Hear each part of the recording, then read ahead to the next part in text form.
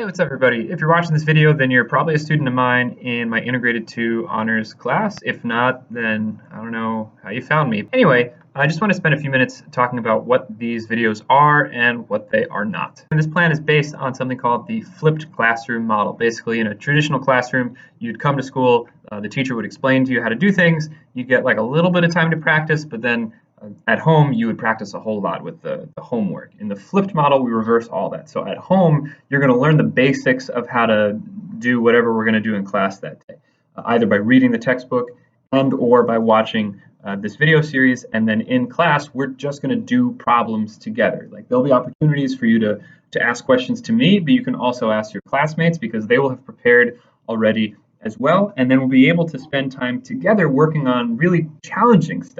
Because I'm not interested in wasting your time. And I know from my experience in a math classroom, a lot of homework is just, it could be like too easy because I know how to do it. And it's so obvious just by looking at the questions. But on the other side of that, sometimes there's problems that are really challenging and it's a waste of my time to sit there and think about it and think about it and think about it and not have a clue how to do it. And maybe I don't have parents or siblings or friends who are available to help me out, or they're not good at math themselves.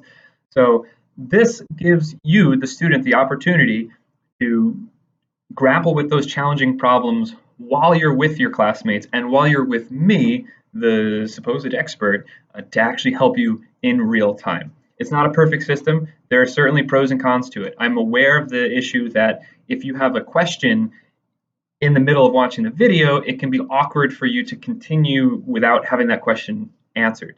I recommend that you don't watch the videos super late at night or the morning, the day of the class. That way, you can send me an email or you can put a comment on the video and I will have time to respond to it before we meet. Otherwise, you're just going to have to write your questions down or remember them and then ask when we get together. Still, I think this is better than the traditional model because you won't be wasting your time and you won't get stuck on anything. Again, when you arrive to class, you've already figured out what the basic vocabulary is. You've already answered some simple questions. You're now ready to jump into the medium level ones and then get to the challenging ones, which are the ones that, of course, we're all excited to do together. So I highly recommend, therefore, as you're watching the videos, have a notebook out. Take notes, write down the definitions, write down the simple problems that I cover in them. That way you have something to refer to during class.